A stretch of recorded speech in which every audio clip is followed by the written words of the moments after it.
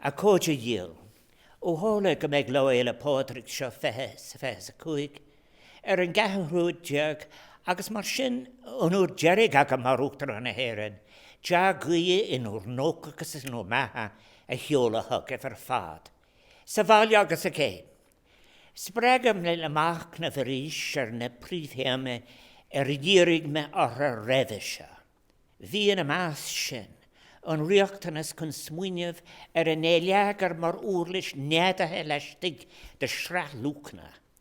A délig cormacht, cuimsú, an cumasas umlána, le bheith páteach, agus an crochiocht a raint, agus iireacht na lúcana sin ar fad a dhéanamh beag beanna ar cheorannacha ach leis an dúchas sin a bhainean lenar nentacht córainse.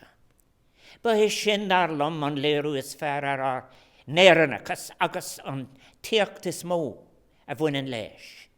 Agus meid fágáil sláán leis an uachtaránacht, ba bhhailú me dhearmhúr is, go bhfuil tábhacht le focail, agus in a cheanta sin, go bhfuil tábhacht le smuoinse. Láir mai faoi na hábhar se sa bhaile agus a géin.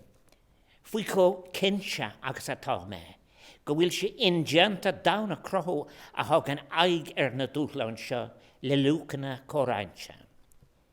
Agus mé smuoineh an áthúr ar na dispóirachtaí hána chun cín in amana maithara ar na buntras inchina sin.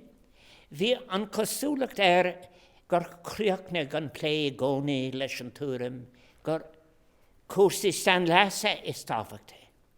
Agus is tucha le tuisint gur anmh a dhéalaí dom tábhacht a bhainean le lúcanna. Tá fíoríochta deanta ag éireannig agus iad mar a bhachas le dul an lech leis an teailt bhreagach seo. Tá mar hampla na milliún duine ar fud an dam, gur luúin is an bhachtarnacht an gorta nó an frasúntaach ina mharan siad, mar thara ar díreachtaí a rinne an éirid sin éireannach, agus daoine eile den meón céine ar a son.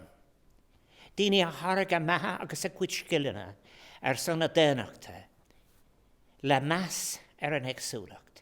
Daoine a chred go dagan an tlánál is tábhachtaí cúil le bachtanis, agus go chian sé an ceart chun bia, dídeanna agus idicis, bun riachtanis na bátha. Nuair a bhaintear slán an den sort sin amach, cuirtar na deisina ar fó, don ran fáirtíocht, siacán, den lás, agus ceanaracht, nithe a cuirig ar fáil rán a carta, mar cuid den smuintóireacht fátéarmach. Is breig é a cheapa, nach lóir, go mbeadh dearcha tibbi ar leasanna equivalent le lúcanna, ach go gaffi in amana a bheith ag géirín na lúcanna sin a chlí.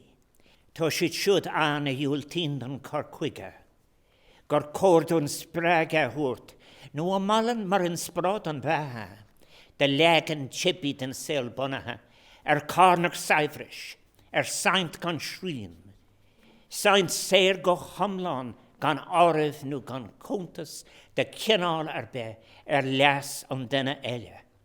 E cathú legan do I féin nach féidir I chásamh, riamh, mar bhhailtear dain le deisina agus dúlgas atá nasc agus ceangat le chéile. Agus muid a cilúra an láil a pádraig seo, déanamid sin an ann atá ag tuairt aig ar dúthlan bhéideathe, ó orsa deaileachta ag gairí níos me corma, agus an dí grádú folasacha ar ná nádútha, a agan drochioncar ní heatha éráide mar ólach ar a siúd is lú atá mar cúis leis. Annic cuid a darbabal, irvertí ó fásachas deir a merwin, ag deire bhí anar. Bhhailm buchas a thuairt as a cuid iireachtaí dómh siúd go léir a daibrig le dul an lech leis an scrisa rinne an star.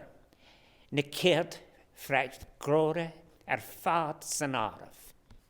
Go hiad an áisiúnta, feicimid teorannacha á gúna ar siúdatá ag tsecha le teanna dóchas. Agus cúnamh á cosc go clóálach ar a siúdas mót an átar. Tá na hiireachtaí cabhracha tá teastáil in omad áitina mar thara an dúil tú isteach de gceart le glór na néine is locally in our mask. In amana mar sin is cuidún an ceiste chur ar an héin. Cén sort down bhíon lena a bhúnlú. Ón linge mit an fáitias ceanasáil an de lúfártiocht. Tá fórsaí an nach bhfuil ua a cócht le chur a gamas na nascan sin a scris a canglíonn sin le chéile. An bhfuilimid chun cúla chur leis an iireacht chun siocán le haigsúlacht a bhaint amach. Bhíon den túram gon líon ceistena den sort sin freagraí thug an aig, ní bháin ar discint ratha na gar céim na éasúla atá idir gníomhú le chéile, ach freisin ar núlgas le na glúnta atá le teacht. Iad san ar ceartún ghlacha leis, go bhfuil siad a ceart acha marachtáil an dain seo I dún leis an dúlra.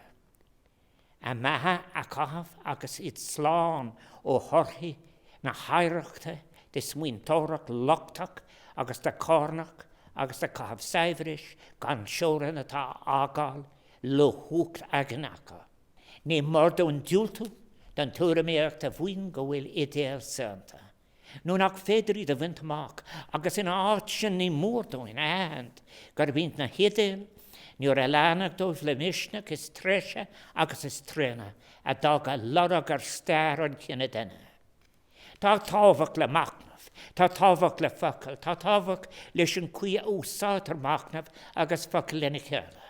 Má géalamid an caint go bhfuil nethe annach féidir cheachant, mar legan siimplík ceanasach den cadra féidir an géalagar agus an saoil. Má ghlachamid leis go bhfuil coga do cheachanta. Nach féidir nefónan is a clí, go bhfuil scris na timplachta ina costas riachtanach ag an dalcon cían an sin. Cahamid ún, ein seans, ahra umlán ó bhain a chuta bhaid. Ní bháin dúin féin ach donna glúnta atá le teacht. Agus méid macnamh na téimí a bhí lánach ima uachtarántacht. Seasim go láidir fós leis an túram, go bhfuil mallart bailí an le marachtáil le chéile ar an blanat luchalach seo. Bailí nach bhfuil múnathe ag fís cún ar wathal den féin a bháin, nó ag polaitíocht an saint, ach atá bunathe deisne ar íomhnas agus ar cóbhá a roinnt le chéile agus leis an nádar. Bailí a déiteach teacht as polasathe a bheag réidathe I nearcha morálta fatheirmach ó glún go glún. Tá an méid seo fád ingenta, má abramid fád le chéile in armálaí agsúla. Tá dóchas an, le rion an scéalpádraigh ar cosan na tuiscina cosan na freagrachta córáinse. Átnach muinter leas as ar nifriocht mar bagartaí, ach an lachtar lo mar cuid an saibhras déine, mallat scéala sin atá bunathe visneach eticúil, agus a héireann muid agus atá mar cótha dóchas agus sólais sna cúnse rathe, agus sin ag macnamh heachtar pádraigh ar lánáisiúnta. Jeremy sin agus mar inspirádóin, chun tuiscint roinse ní staine a arbert ar an gginúnt eisceach atá ag bagart ar an gginna déine inis. Agus amachchan seo ar an methe mar atá sé á cabh agus a allangt le henró agus le triblód gan cúis. Smuoineméis ar struchtúr institútach a deachach gur deis atá I gceist le difric le muid a róú I dró có aibrú, a chothóigh muid agus I dró spricana córáinse. Bháiliam ó bhuicas a gomháil ar fad, pobal na héireann, as an muine na cuirsiad anam le céire bliain déag an ús, is mór an anár, agus an freidléid I gcónathe bheithem an servíse in úr másc, casú liv in úr bobal, agus úr gnáltas, úr góbhá agus úr bhlahúlta, a eicáil ar ulmad bealaí a súile. Marag an cuifne sin lomagone. Hug si van takiach kiena sin da saiving. Mo cófáirtí an nach a rinne me ag éire ar buintamach. Agus tá meid bert fírhuic as sin. Cuiv nó muid a gcóna ar an bhailte chuir sibhrún, agus ar an íomnas a bhain le bheith inúr gólúdar. Bear rítar dom a gcóna go bhfuil dainón an lúthláin galéiretá róin. Tiúmantas daun agus doclit sé muinter éirean, chun fécant las muidún féin mar daoine éanaar. An duine eile eicáil mar cara, agus séasah le principe na flathúlachta, an fiúntais, agus an airad á céile, agus deire a raibh sé ifige ag teanna linn credim go ládar fós, san féidireacht go marra go íireacht leanúnach seo, chun poblach búnathe ar cóónanis ar cuinsú agus ar bheas ar a céile a thógáil. Tuige sé chun bláthú, agus sinnig daighnú ar discinne agus ar bheasacht, agus muid a glách ó freighreacht agus sásah, as marachtála deanta céile go seacanta. Lá éile pádraig na blianta seo, fes a cúig, géile mist da spridneh pádraig, trin ar bhreagrachtaí dá céile áhand.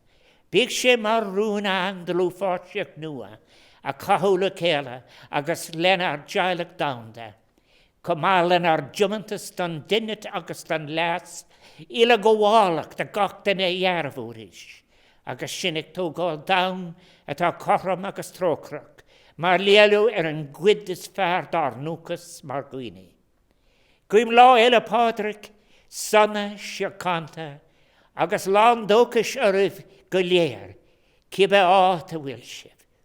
Bear bannacht an lá is don dáchaí.